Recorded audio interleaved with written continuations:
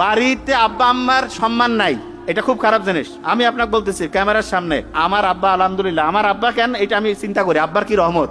আমার দাদি বলে গেছে যে তুই দুধ ভাত খাবি, আমার আব্বা। আব্বা কিন্তু জীবনে খুব যে বড় কিছু করছে তা না, কিন্তু আমি দেখি আমার আব্বা যে পরিমাণ টাকা পয়সা আব্বার কাছে থাকে, এটা বড় বড় শিল্পপতি তাদের কাছে কেন, কারণ আমার ছোট ভাই ওই যে আছে নোবেল, ওর পুরা টাকাটা কিন্তু আমাদের আব্বার কাছে থাকে, এবং আমার টাকা যখন যেটা বেশিরভাগ থাকে আমার কাছেও থাকে কিছু, কিন্তু ওর পুরো টাকাটা কিন্তু বাসায় থাকে আব্বার কাছে।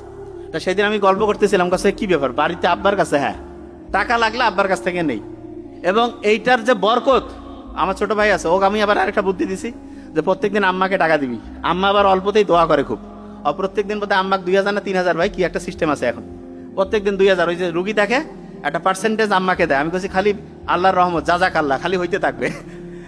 এবং আনবিলিভেবল, কোনোদিন কমবে না, আল্লাহ নিজে কইছে কোনোদিন কমবে না। ও কাছে ভাই সত্যি দিয়ে, এবং ও আমার কাছে ভাই আসলে তো এত বরকত, যারা আমাদের রুগী দেখার এই যে টিম আছে এখানেও আছে, কাছে যে আঙ্কেল ওর তো 10-12 দিন আগে সিরিয়াল বুকড, সিরিয়াল নেওয়ার কোনো বুদ্ধি থাকে না। আমার বন্ধু বান্ধবরা মেসেজ আছে, দোস্ত একটু সিরিয়াল লাগাই দাও, যে কেন কইছে যে 12 দিন পরে সিরিয়াল দিয়েছে।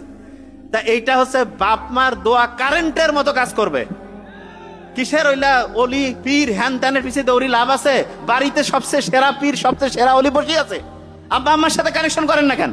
সমস্যাটা কোন জায়গায়? শয়তান আসি বুদ্ধি দেয় না যে আব্বা আম্মা ভালো না। এই যে প্রথম শয়তান যে বুদ্ধিটা দেয়, ও লিখছে ফ্যামিলির বন্ডিংটা ধ্বংস করবে। ফ্যামিলির বন্ডিং ধ্বংস করা মানে আব্বা আম্মার দাম কমাই দিল। আব্বা আম্মা যতদিন বাসায় থাকবে আব্বা আম্মার উপরে কোনো কথা নাই। দাদা দাদি থাকলে ঠিক আছে, সেটা তো ওনার আব্বা আম্মা, আবার উনি হ্যান্ড ওভার করে দিবে কমান্ডার ইন চিফ, নাইলে আব্বা আম্মা